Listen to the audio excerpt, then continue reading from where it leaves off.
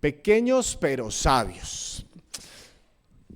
Cuando escuchamos la palabra sabiduría, normalmente lo asociamos con imágenes que no son muy positivas, ¿no es cierto? Normalmente pensamos que es un hombre, yo no sé por qué tan misóginas nuestras imágenes, pero normalmente pensamos que es un hombre de barba blanca, tiene que ser blanca, esencial, porque el negro es pecado, entonces es blanca, larga, ¿no es cierto? Con una túnica blanca, que vive por allá, ¿sí? Lejos, que la gente de vez en cuando se acerca para consultarle las cosas más difíciles de la vida, y el tipo le habla con una elevada capacidad, tanto que uno no lo entiende. Si son aficionados a la Guerra de las Galaxias, es como el maestro Yoda, que dice cosas increíbles, pero uno no entendió nada, ¿sí? Algo así por el estilo. Entonces uno dice, nunca voy a llegar allá. Nunca voy a ser así, o sea, yo no tengo esas capacidades, yo tengo que lavar los platos, ¿sí? O sea, los platos que se reproducen, ¿no es cierto? Se reproduce, uno termina de lavar un plato y ya crece otro plato ahí, entonces uno tiene que seguir todos los días lavándolos, ahí arreglando, ¿a qué horas voy a ser sabio? Yo no soy capaz.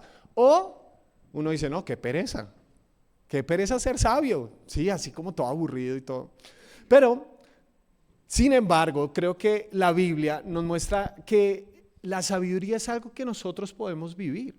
Y está tan preocupada la palabra del Señor para que seamos sabios, que hay un libro completo.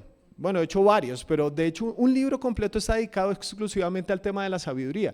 Es un libro pensado desde un padre o desde padres para los hijos, ¿sí? El libro de Proverbios. Porque la sabiduría fundamentalmente es inteligencia aplicada. La inteligencia es la capacidad de unir varios conceptos, capaz de conectar esto aquí, tal. Por ejemplo, las personas que trabajan en bolsa y trabajan con temas económicos son personas muy inteligentes que lograron prever la caída que iban a tener los mercados esta semana. ¿Por qué? Porque decían, no, es que en Japón va a pasar esto, y uno dice, ¿qué tiene que ver Japón con Mac? No tengo ni idea, pero ellos lo vieron, conectaron los puntos. Pero a veces nosotros nos quedamos en la inteligencia solamente teórica. Hemos leído mucho de unas cosas, hemos investigado mucho al respecto, pero la sabiduría no se trata tanto de qué tanto sabes, sino qué tanto vives de lo que sabes. Por eso hay gente que sabe poco, pero aplica mucho, y hay gente que sabe mucho y aplica poco. ¿Quién es el sabio?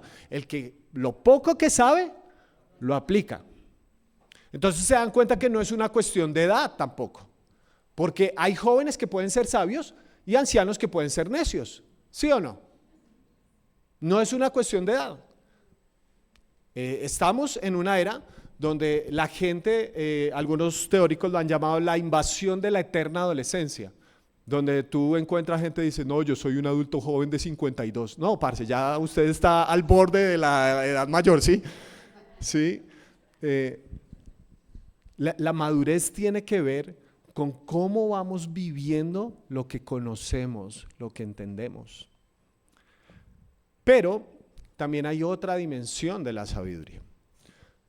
Yo me he dado cuenta que, aconsejando a muchas personas, es que nosotros, en términos generales, tenemos un radar moral muy claro.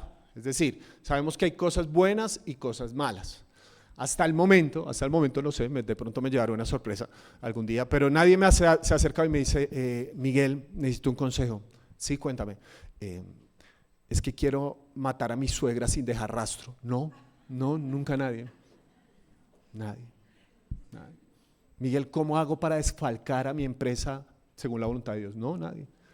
Hasta el momento ninguna chica se ha acercado y me ha dicho, Miguel, quiero que ores por esta relación. El único detalle es que él es casado. No, hasta el momento no sé. Pero las preguntas más difíciles, con las que más tiempo he estado en consejerías, horas y horas con la gente, no son entre lo bueno y lo malo necesariamente, sino entre lo bueno y lo mejor. Esas sí son preguntas difíciles, ¿verdad? Por ejemplo, cuando un joven está terminando el colegio, que como desde noveno le empiezan las tías a preguntar, ¿y qué va a estudiar, mi hijito? Uy, parce, qué estrés. Ustedes se acuerdan cuando estaban en el colegio y uno dice, ¿cómo voy a definir mi vida? Tengo 15 años, ¿cómo voy a definir mi vida en este momento? ¿Sí?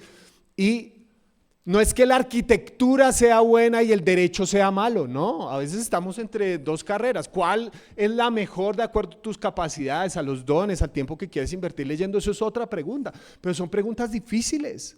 Por ejemplo, irse a otro país no necesariamente es malo, no necesariamente es malo, pero a veces puede que sea lo mejor o no lo mejor, o no. Nosotros a veces somos tan esnovistas que pensamos que todo lo que esté por fuera de las fronteras de Colombia en sí mismo es bueno. ¿Quién dijo eso? ¿Sí? Entonces hay preguntas que no son necesariamente entre lo bueno y lo malo, sino entre lo bueno y lo mejor. Hoy quiero hablar de 4 consejos muy prácticos que nos da el libro de Proverbios, hacia el final del libro de Proverbios, sobre este tema de la sabiduría, porque yo no quiero que ustedes tengan una buena vida. Yo quiero que tengan la mejor vida posible. Que al final de su historia no miren para atrás y dijeran, pues sí, bien, ahí la pasamos con deudas, pero bien. No, yo quiero que miren para atrás al final de su camino y dijeron, uy, tuve la mejor vida que pude haber tenido. Dice Proverbios capítulo 30, versículos 24 al 28. 4 animalitos, 4 ideas muy concretas y palabras que nos enseñan sabiduría. 4 cosas hay pequeñas en el mundo, pero que son más sabias que los sabios. Y comenzamos. Las hormigas, animalitos de escasas fuerzas, pero que almacenan su comida en el verano. A ver, mis pequeños sabios, ¿cuál es la palabrita? Si pudiéramos tener una palabrita, pero ya le soltó Javi, ya los lanzó. Bueno. Control Z, buenos días, bienvenidos. Entonces, ¿cuál es la palabrita de los que no alcanzaron a leerla? La palabrita que caracteriza a las hormigas es la prevención. Prevención. No tienen muchas fuerzas comparativamente hablando, aunque las hormigas son uno de los animales proporcionalmente más fuertes que hay en la creación. Es un animal que algunos de ellos alcanzan a alzar 10 veces su peso. ¿Sí? 10 veces, algunos ni pueden con su propio peso, ellos pueden alzar hasta 10 veces su propio peso, ¿sí? Proporcionalmente son muy fuertes, pero comparativamente yo no he visto al primer elefante que diga, pilas, vienen las hormigas, ¿no? No, o sea, comparativamente no tienen mucha fuerza, pero tienen una característica, son prevenidas. Nosotros no lo notamos tanto porque no tenemos las estaciones tan marcadas. En una ciudad como Bogotá es como si tuviéramos 4 estaciones en un mismo día. ¿No les ha pasado? Que uno se levanta y qué frío tan tenaz, como a las 10 de la mañana uno quiere andar en chanclas y pantalonetas y a las 5 de la tarde uno está que se congela y a las 10 de la noche llueve. ¿Sí o no? Entonces no tenemos tan marcado eso. De hecho, en parte creo yo eso genera la mentalidad de los latinos. Los latinos somos súper desorganizados, súper dispersos. Así somos los latinos. En todo lado. ¿Por qué? Porque somos así como baganes, así, sabroso, ¿no? Cógela suave y toda la cosa, ¿sí? Mientras que las personas que viven en épocas donde están marcadas las estaciones, sí tienden a ser muy estrictos. O sea, sabemos que duran estos 3 meses de verano, no podemos hacer lo mismo que hacíamos en verano, lo podemos hacer en invierno. No se puede, porque el clima impide que hagamos ciertas cosas. ¿Qué es la prevención? Yo la definiría en estas palabras según este proverbio.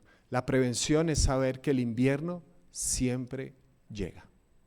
Siempre. La vida tiene temporadas. No todo el tiempo vamos bien y bien y bien y escalando y subiendo. ¿Sí o no? Que la vida tiene temporadas. La vida tiene momentos. Hay momentos donde económicamente hay abundancia y hay momentos donde hay escasez. Gente que, por ejemplo, yo recuerdo a principios del 2020, año de la visión y todas esas cosas que decíamos. Enero, parce, usted ya tenía firmado el contrato hasta el 2025 y se iba a tapar de plata y iba a terminar construir la iglesia. O sea, en enero del 2020 acabábamos esta vaina y tumbábamos la otra. Todo el mundo haciendo promesas, me va a salir este negocio.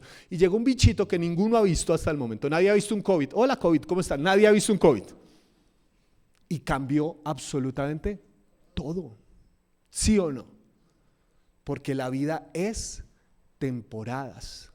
Saber que hay momentos donde, por ejemplo, tienes mucha posibilidad de producción y hay momentos donde eso va a menguar. Yo personalmente en este momento de mi vida me siento en un momento de baja producción. ¿Por qué razón? Porque tengo 2 hijos muy pequeños que están en casa. Sí, Benjamín por fin va a entrar al colegio el miércoles, ¿sí? Entonces los que son padres se rieron, los demás no sientan que soy misericordia, pero el tiempo de vacaciones es una cosa muy agotadora para los papás tener a los dos hijos en casa, ¿sí? Los amamos y todas esas cosas, nos caen bien, pero son agotadores, ¿sí? Esteban todavía no entraba al jardín y los dos estamos trabajando en casa. Es un momento de muy baja producción. Tengo 2 libros en mente que no he podido escribir ni una sola palabra de esos. ¿Por qué? Porque estoy en una temporada. ¿Qué es eso? Pero a veces lo que nosotros hacemos es simplemente postergar las temporadas y no prepararnos para las temporadas. Y eso es falta de sabiduría, porque necesitamos prevención. ¿Cuándo nos acercamos a Dios? Por lo general, cuando viene el invierno. Señor, pero ¿por qué me dejaste? Y todas, ay. ¿Por qué no se preparó antes, mano? ¿Por qué no cuando tenía las fuerzas y las ganas, en vez de estar 2 horas en TikTok, se puso a leer un poquito de la palabra del Señor para reflexionar al respecto para cuando vengan los momentos difíciles? ¿Dónde memorizó Jesús para responderle al tentador? Ahí en ese momento en el desierto, ¿dónde memorizó Jesús la palabra? En otra temporada de la vida donde tenía mayor apertura y capacidad. Si solo oras en invierno, no vas a entender el regalo que es aprender a orar desde el verano.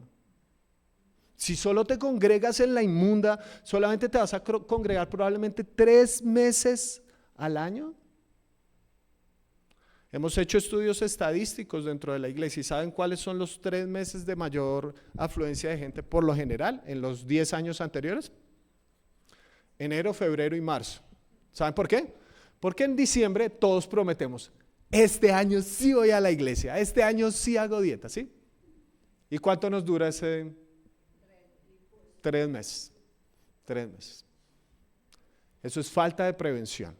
Eso es solo emocionalismo. Ahora, la semana pasada estuve hablando un poco de la depresión.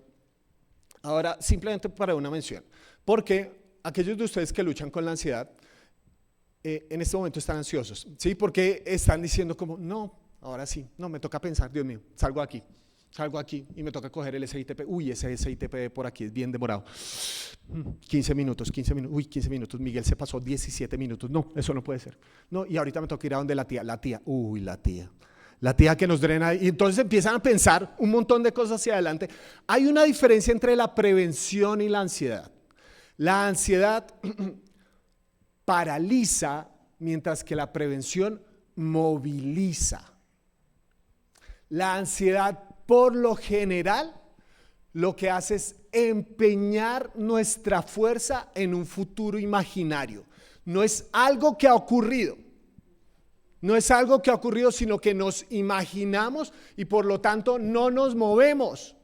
Como tuvimos una mala experiencia de una relación interpersonal, entonces todos los hombres son unos desgraciados. Conclusión, me voy a quedar sola. ¿Qué está haciendo? Está tomando una decisión basada en la ansiedad, porque la ansiedad paraliza, mientras que la prevención moviliza. Tuviste una mala relación, no todos los hombres son unos desgraciados, pero posiblemente, así que voy a tener cuidado en la próxima relación que tenga. ¿Se dan cuenta la diferencia? La ansiedad nos paraliza, mientras que la prevención nos moviliza. Y yo me he dado cuenta de eso en muchas áreas de la vida, como les he podido mencionar, pero también tiene que ver con esto. Ese es el primer regalito que mi mamá le dio a Benjamín. Y me he dado cuenta de algo como pastor de jóvenes. Cuando nosotros nos estábamos preparando para recibir a Benjamín, nuestro primer hijo, hermano, eso hay revistas, mi bebé y yo, cómo sobrevivir a mi bebé, cómo sobrevivir a un bebé sin morir en el intento. Ahí nos regalaron de verdad una vaina que es una enciclopedia, o sea, estaba eso y la Biblia, o sea, cada detallado. Le decían a uno, en los primeros 5 días puede que su bebé abra los ojos y haga así, y uno, uy, abrió los ojos y hizo así. A los 9 meses su bebé va a hacer esto, y a los 9 meses es una cosa impresionante, ¿sí? Había un curso que se llama el curso psicoprofiláctico, que uno tiene que ir para aprender cómo recibir este mostrico, ¿sí? O sea, ¿cómo hago yo no había cambiado un pañal en mi vida, ¿me entienden? O sea, una de las cosas que yo tenía que aprender era cómo cambiar sin desmembrar a mi hijo, cómo podía cambiar el pañal bien, porque yo tenía ese miedo. ¿sí? Tan chiquiticos que son. Y uno dice, ¿qué hago? Yo tenía miedo de jalar muy duro y quedarme con una pierna o algo así por el estilo. Entonces yo tenía que aprender. Ustedes me vieran. Laura les puede decir, le pueden preguntar. Yo era un mes antes de que Benjamín naciera. Todas las noches yo me hacía con un muñequito de Laura, ponía el pañalito y empezaba a practicar. No sirvió de nada porque igual al final de la historia cambiar a un bebé es muy diferente a cambiar un muñeco. Ahorita estoy cambiando a Esteban que tiene 2 años y corre en bola por toda la casa mientras lo estoy persiguiendo. Pero el punto es, cuando recibí a mi primer hijo, ¿qué hice? Me preparé. No tenía ni idea de eso y me preparé. Sin embargo, mi hijo va creciendo, mis hijos van creciendo y va a llegar una temporada que se llama adolescencia. Chun, chun. Y uno sabe que va a llegar la rebeldía. La gente me dice, no, Miguel, pero a ti te va a ir bien, te va bien con los jóvenes y todo eso. Hay una pequeña diferencia. De estos manes yo soy el pastor, de esos tipos voy a ser el papá. Y el papá es el objetivo militar de todo adolescente. Pero trabajando con tantos padres de jóvenes, me doy cuenta que se dejan de preparar para una etapa que saben que es crucial. Dejaron de leer, como que asumen la adolescencia. No, yo vi en TikTok. No, cabezón. Usted también necesita prepararse para esa etapa de la vida. O si no, la consecuencia va a ser, pastor, arréglemelo. Porque pensamos que la educación depende de instituciones y la formación espiritual depende de una iglesia. No, eso depende de quién. El primer pastor de su hijo no soy yo, el primer pastor de su hijo es su merced. Y cuando llegue la adolescencia, usted tiene que prepararse antes, hermano. No por ansiedad, ¿sí me entienden? O sea, mi hijo todavía tiene 6 años, él dice que ya está cerca de la preadolescencia y yo le digo, cállese en el nombre de Jesús. Pero uno tiene que prevenir. No es como que estoy jugando con mi hijo y de un momento a otro, ay, pero va a ser un adolescente. No, yo disfruto a mi hijo por lo que sé que va a llegar esa temporada y en esa temporada aprenderemos otras cosas. Pero ¿qué hago como papá? Me preparo. Sé, por ejemplo, que mi hijo va a necesitar amigos. ¿Con quién contar? Entonces, hermano, el filtro para ser amigo de mi hijo va a ser duro, pilas. Porque yo quiero que mi hijo tenga buenos amigos. ¿Qué es eso? Prevención. La prevención es un ejercicio de sabiduría. Aquellos de ustedes que ya saben que se va acercando el nido vacío. Esa etapa donde el bebé de 42 por fin va a salir de casita. Mi nené por fin va a salir. Va a volar, va a abrir sus pequeñas alas a este mundo tan hostil.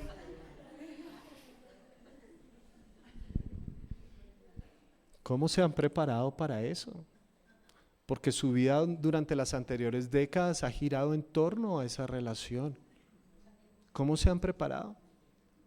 Uno de los curvas y de índices más altos paradójicamente de divorcios es en los primeros 5 años y en los primeros 5 años después de que se van los hijos. No es el único momento donde se divorcian las parejas, pero esos 2 momentos, ¿cómo se van a preparar para eso? ¿Me explico con lo que estoy diciendo? Primera palabrita, prevención. Segundo animalito, los tejones. Animalitos de poca monta, pero que construyen su casa entre las rocas. Aquí, para que no adivinemos, la palabra que les voy a enseñar es la palabra vulnerabilidad. Yo sé que es contraintuitiva lo que aparece en el texto, pero la palabra es vulnerabilidad. Entonces, si no conocían un tejón, les presento. Tejón, iglesia, tejón. Ahí está. Vulnerabilidad. ¿Por qué? Ustedes han visto National Geographic o algún tipo de documental y eso.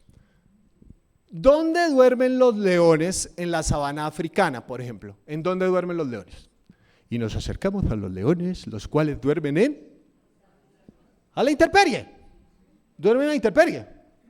Porque ¿quién se va a meter con un león? ¿Me entienden? O sea, está en la cúspide de la pirámide alimenticia. ¿Quién se va a meter con un león? O sea, un león duerme a la intemperie, ¿por qué? Porque es el león. Dicen los estudios que los leones más o menos duermen 20 horas al día. Más o menos lo que duerme un adolescente. Entonces, 20 horas al día, ¿sí?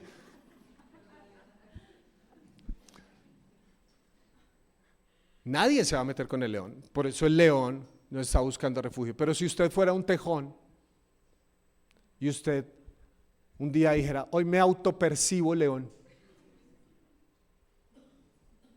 Hoy soy fluido y me siento león. Voy a dormir a la intemperie. Noticia. Al otro día nos llamábamos. Ya no fue más. ¿Por qué busca el tejón dormir en una roca? Porque sabe que es frágil. Porque sabe que si no tuviera este elemento externo que lo protegiera, naturalmente moriría. Esa es la vulnerabilidad. En palabras del texto yo definiría la vulnerabilidad de esa manera: es reconocer que necesito refugio. Reconocer que yo no soy el león de la selva, que yo necesito ayuda, yo necesito que me protejan porque solo soy un tejón. Y por supuesto se trata de vulnerabilidad con Dios, de ir y reconocer delante de Dios todas mis falencias y mis dolores, las cosas que necesito de su ayuda, pero también necesitamos buscar refugio entre nosotros. Yo no entiendo por qué hemos hecho el cristianismo como una pirámide donde incluso hay pastores que se enorgullecen de decir cosas como el ministerio es muy solitario. Hay algo que hay que revertir en eso, porque tenemos la idea piramidal que entre más vas avanzando en la fe, ¿no es cierto?, te vas convirtiendo servidor, líder, hasta que llegas a ser pastor. Entonces, menos gente está contigo, menos gente va a aceptar tu realidad como ser humano, porque tú ya tienes que guiar al pueblo de Dios, tú ya tienes que ser alguien superior a. Entonces, eso hace que nos vayamos encerrando cada vez más. A mí me aterra, por ejemplo, de verdad me aterra, y lo digo de todo corazón porque soy pastor, esos escándalos de pastores súper reconocidos que andan por el mundo y se les destapan ollas de no, este tipo a cada invitación que iba se acostaba con las niñas de los eventos, y ha existido eso. Yo conocí a la hija de un pastor que tenía una familia diferente en otra ciudad durante 20 años sin que nadie lo supiera.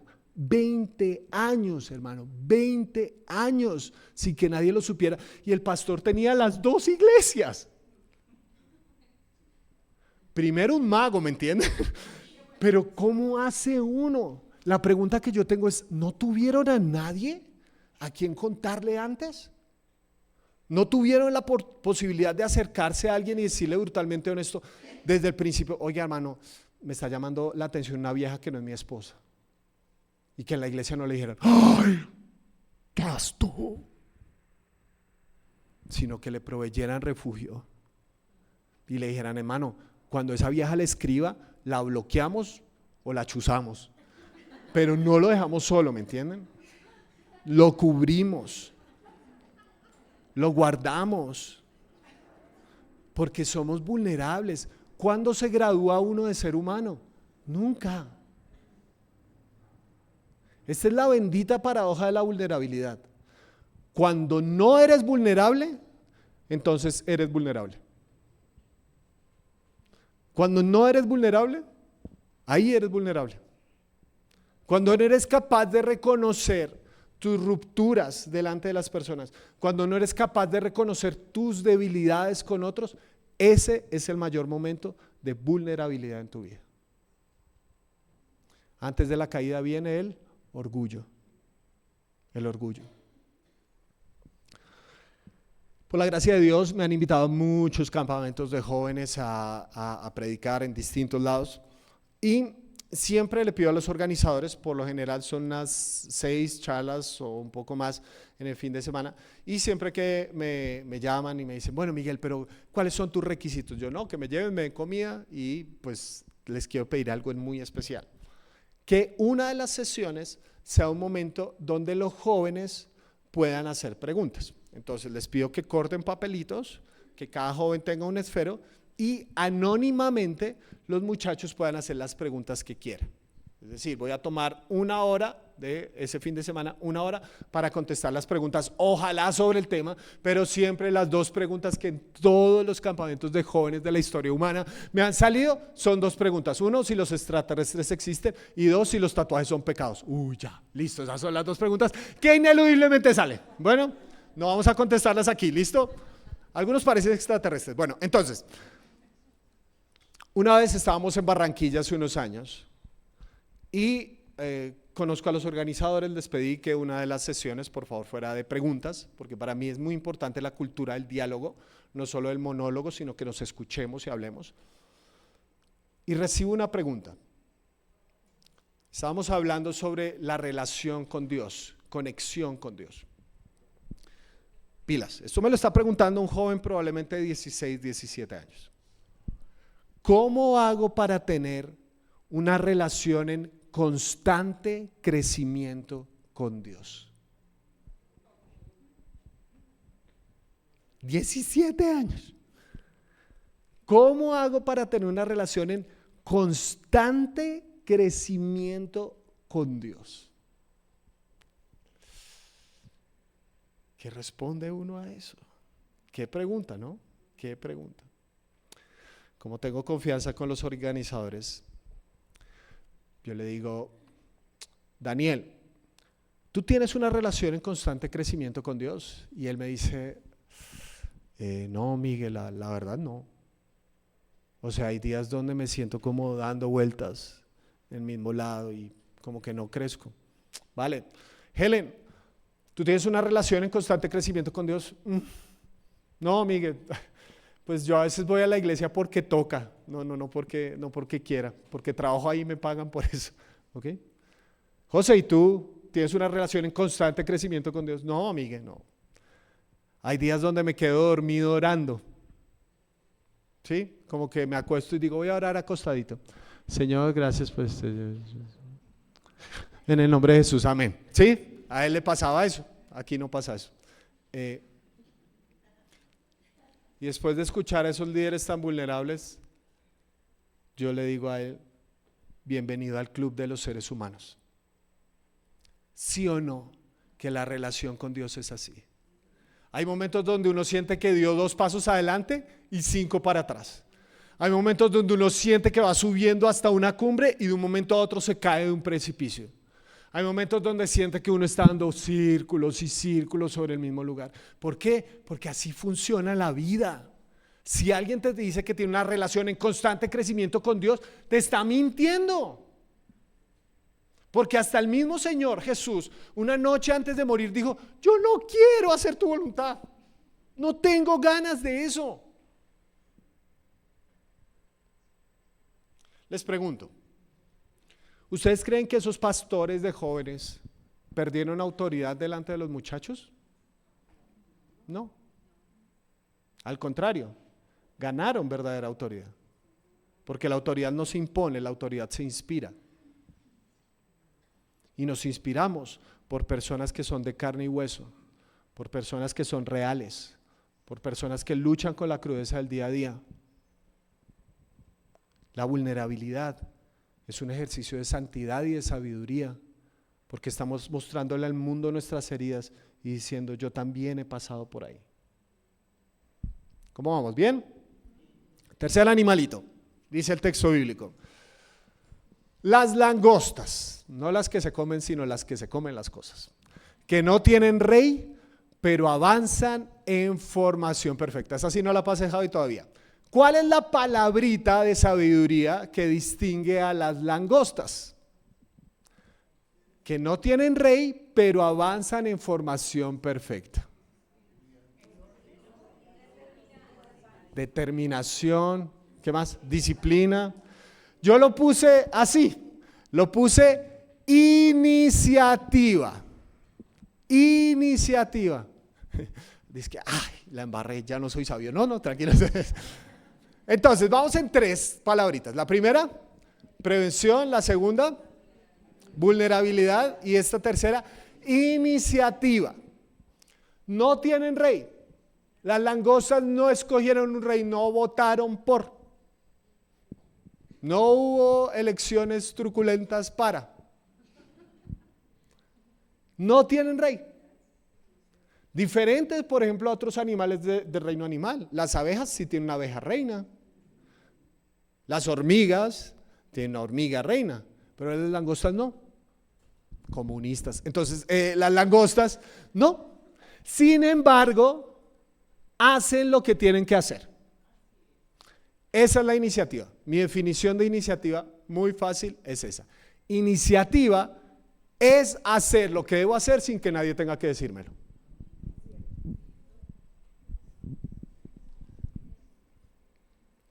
Pero se dan cuenta que nosotros tenemos una clase de formación espiritual que es muy carente de iniciativa y solamente es reactiva.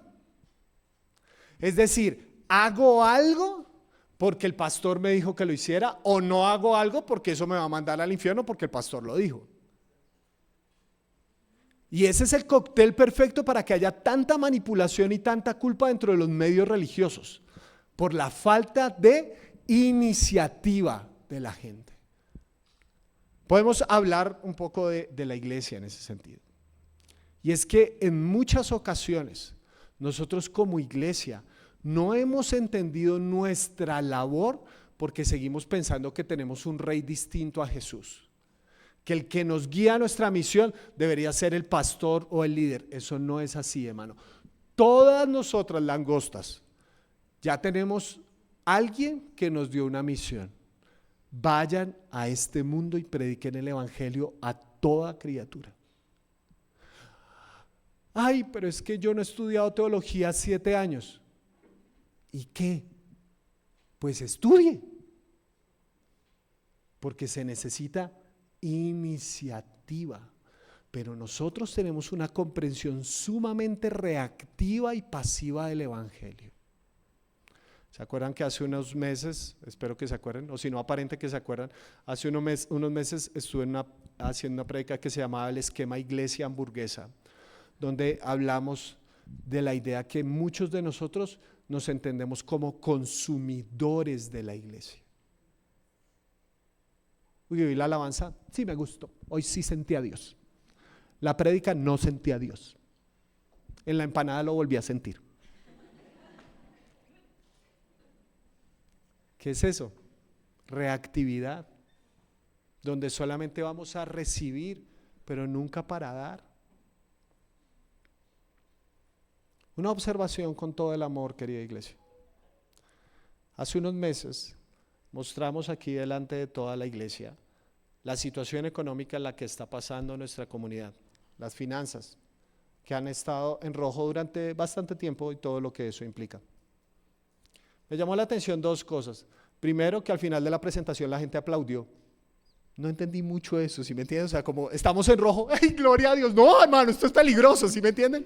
Sí, nos vamos a morir. No, eso es malo, ¿sí? Pero también otra reacción. Gente que me decía como, Miguel, yo no sabía que tocaba ser generoso. Bendiciones. ¿Qué es esa reactividad? ¿Qué es esa reactividad? Se han hecho estudios en las iglesias cristianas alrededor del mundo. Tranquilos, no somos anormales. Somos igual de mediocres que otras iglesias. ¿Saben cuántas personas por lo general ofrendan en una iglesia al 100% de sus miembros? Se han hecho estudios y se ha demostrado. Pongan un número. ¿Cuánto? El 30%. El 30% de las personas que participan en las iglesias ofrendan. Y pasa aquí en una iglesia que no es tan grande, como pasa en iglesias de 10,000 y 15,000 personas. El 30%. Y usted me puede tirar las excusas que los pastores son unos ladrones y todo, y yo le digo que sí, hay pastores que son unos ladrones, que mueven en jet privado, yo no, me muevo en Uber privado. Entonces, usted me puede tirar todas esas excusas y los entiendo. Pero, la generosidad es un acto de iniciativa, no es un acto reactivo. Si usted es generoso para que Dios sea generoso, eso es reactivo. Si usted da diezmo para que Dios me dé, usted es reactivo. Porque la generosidad siempre toma la iniciativa. Yo no doy para que Dios me dé, yo doy porque Dios ya me ha dado. Y no estoy hablando solamente de dinero, queridos amigos. Estoy hablando también de tiempo y de esfuerzo. Aquí hay gente muy amorosa que hace que estos servicios sean posibles, pero se tienen que triplicar a veces, ¿me entienden? Tienen que triplicarse. Y uno mira con cara de puño si no pasaron la diapositiva en el momento exacto, pero es que esa persona está allá en la transmisión moviendo cámara y todo eso. Terrible, ¿no? Que falta de iniciativa. Ahora, en ese mismo sentido, yo creo que Dios nos hizo a nosotros un cuerpo. Y significa que todos nosotros dentro del cuerpo tenemos una labor específica por hacer y unas características específicas. Por ejemplo, todos nosotros vemos que hay necesidades alrededor de nosotros. Vemos las necesidades entre los ancianos, las necesidades entre los niños, las necesidades entre personas migrantes, las necesidades económicas de las empresas, las necesidades entre los jóvenes. Hay mucha necesidad a nuestro alrededor, pero la realidad es que no todos nos duele lo mismo de la misma manera, ¿sí o no? De pronto a usted le duelen un montón los niños. Yo soy consciente que hay necesidad entre los niños, yo absolutamente consciente, y más ahora como padre, pero mi dolor es especialmente entre los jóvenes. A mí me duele en el corazón que gente con tanto potencial desperdicie su vida. Me duele en el corazón y yo digo, no voy a dejar que eso sea posible. ¿Qué es la iniciativa en ese sentido? No es solamente ver una realidad, sino hacer algo para modificar esa realidad.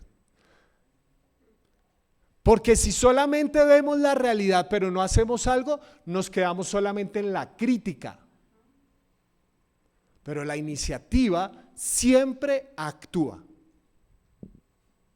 Ve que las cosas están mal, ve que las cosas son difíciles, pero ¿sabe qué hace una persona con iniciativa? Actúa. Otra reflexión un poco más global en cuanto a la iglesia del Señor.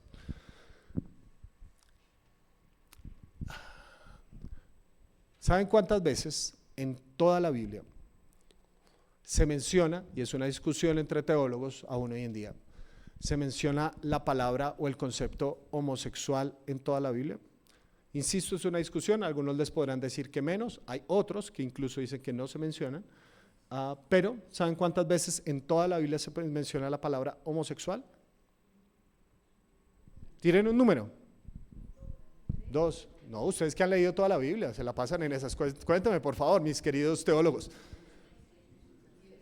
10, no, muchísimo más, menos. 6 veces, 6 veces, ¿vale?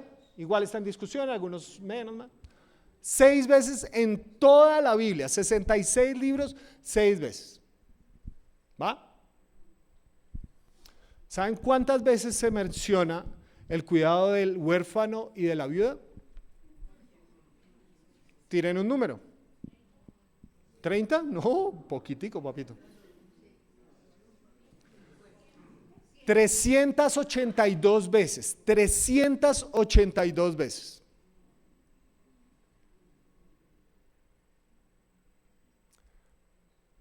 ¿Y saben cuándo la iglesia empezó a preocuparse por el huérfano y la viuda? Cuando los homosexuales pudieron adoptar. Hace unos años no era ley en Colombia,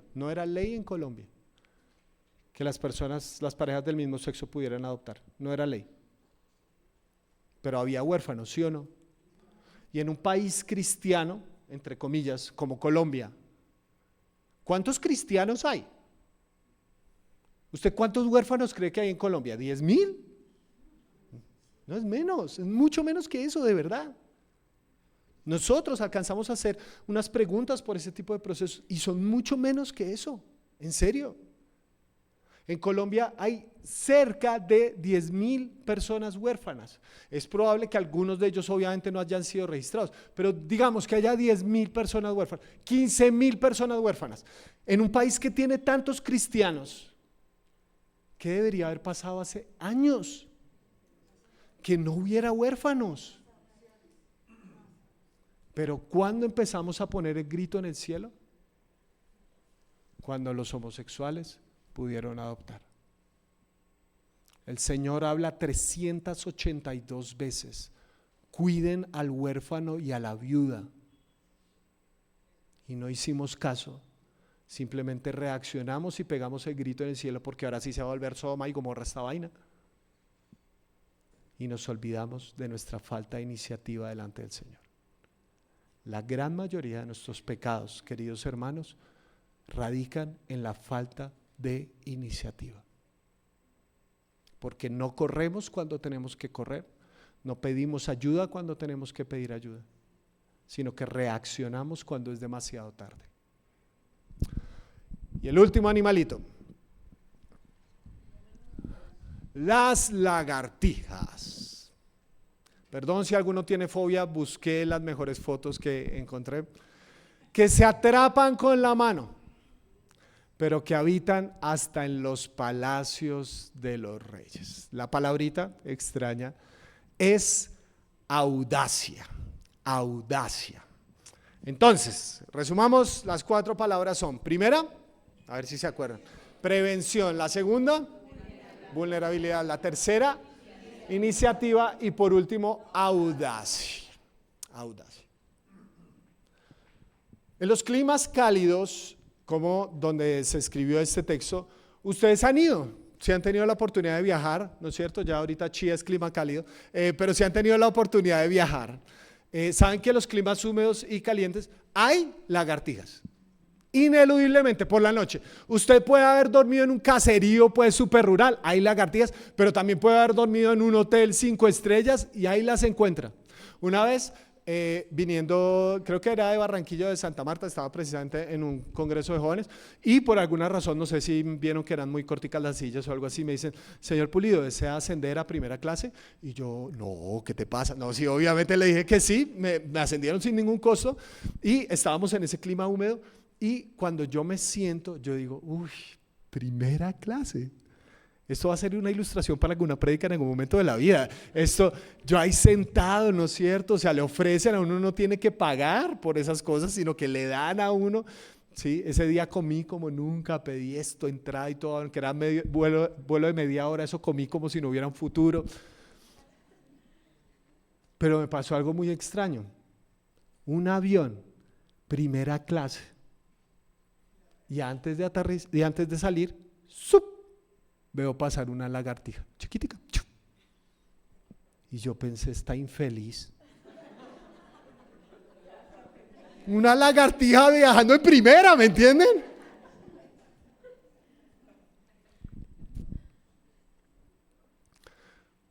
No se supone que la lagartija debería estar ahí. No se supone que la lagartija debería estar en el palacio del rey. No se supone eso. Pero ¿saben qué es la audacia? La audacia es no limitarse por los se supone que nos rodea. Una lagartija no llega al palacio del rey y dice: uy, no, muchachas, aquí no entramos. Porque no, ellas entran porque no tienen esa concepción de los límites, sino que se arrojan a esa realidad. Tú puedes atraparlas en tu mano, pero están hasta en el palacio de un rey. Eso es audacia, mano. Una persona audaz es aquella que se manda más allá de los límites. Hermanos queridos, la fe también significa correr riesgos. Riesgos buenos, por ejemplo. ¿Sí? No riesgos malos. ¿Ustedes creen que no es audaz todo este proyecto de construcción? ¿Quién le dijo que una iglesia de no sé cuántos somos, 200 personas, va a levantar un edificio? Pero ustedes son audaces. Ustedes creen en el Señor. ¿Quién le dijo que uno debía trabajar con los jóvenes, con estos jóvenes que hoy en día son una generación de cristal y están echados a perder y no van a hacer nada por este mundo? ¿Qué va? Ustedes no conocen a mis jóvenes, ellos son audaces. Yo conozco jóvenes que han mirado a su novia a los ojos y le han dicho: ¿sabes qué? El regalo del sexo es solamente para el matrimonio y yo estoy tan comprometido contigo que voy a esperar hasta ese momento. Hermano, eso es audacia. Eso es audacia. Porque no estoy usando el corazón del otro como un laboratorio de experimentos a ver qué pasa, a ver si nos entendemos, sino que tengo un compromiso con esa persona. La fe es audacia. Lanzarse, hermano. Y si nos equivocamos pero con ganas, ¿me entienden?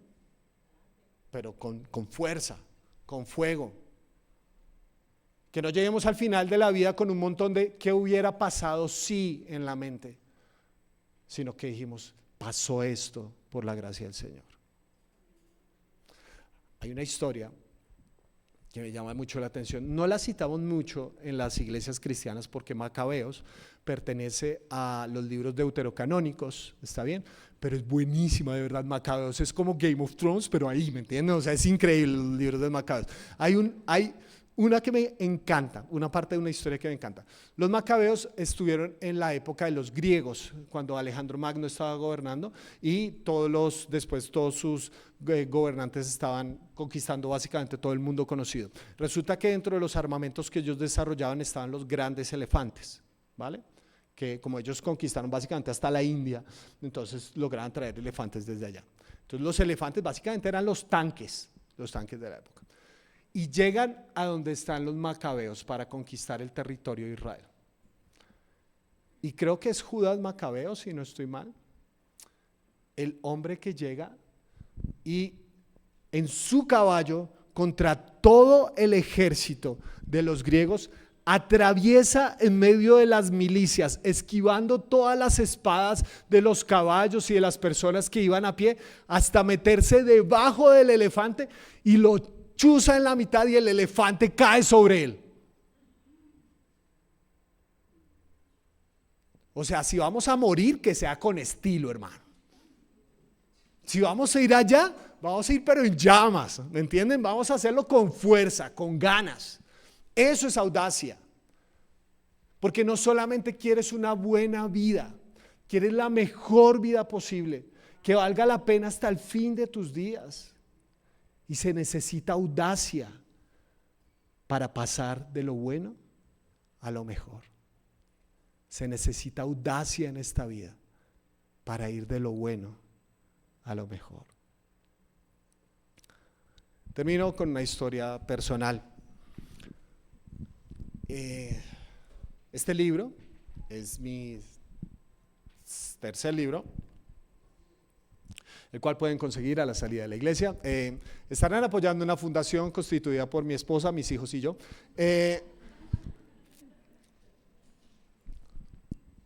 Los libros que yo he publicado hasta el momento han sido autopublicaciones.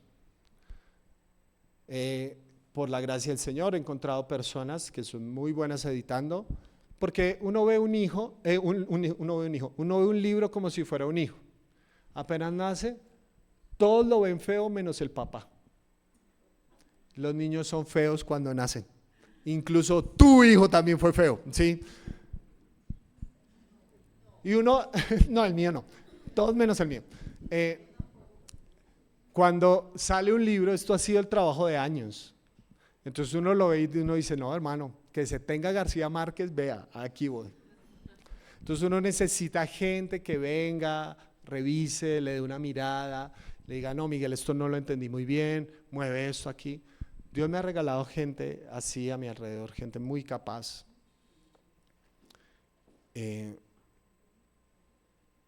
Pero cuando uno escribe un libro, uno quiere, antes de eso, hacer como las cosas como se debe.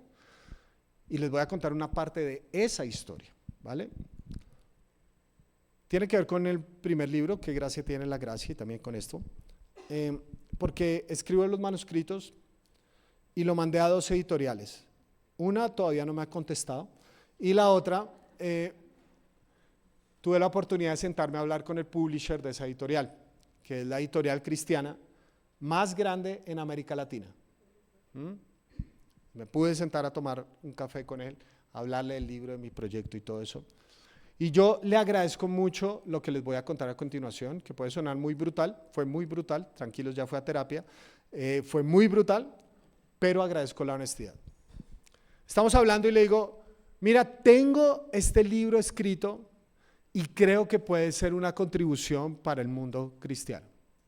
Y entonces él me dice, Miguel, nos hemos dado cuenta de algo. Cuando estudiamos el mercado cristiano, descubrimos que en las librerías cristianas, donde hay estantes cristianos con libros cristianos, donde hay una recepcionista cristiana que recibe dinero cristiano,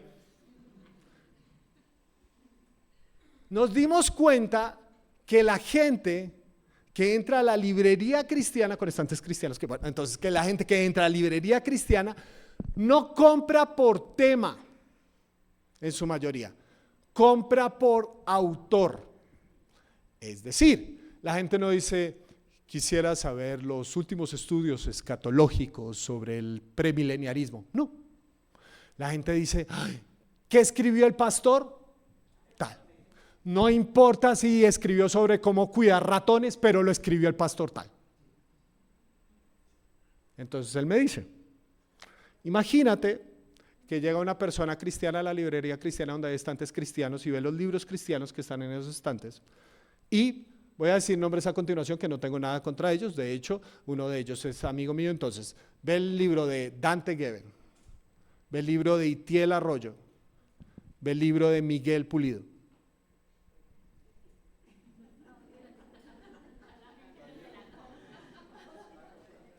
Va a decir la gente, ¿este va quién es? Y él me dijo, Miguel, tu libro no es rentable. Pero todos ustedes tienen un fuego en el corazón, que si les cierran la puerta se meten por la ventana, ¿sí o no? Vean, yo mandé a imprimir 1000 libros. En los libros que he impreso siempre mando a imprimir 1000 por una razón muy profunda, y es que es más barato que imprimir 500. Así funciona eso, ¿sí? Porque yo decía, no, 500, me voy a quedar con libros todas las navidades, y todas las navidades, ay mira, te traje este, pero ya tengo 12. Entonces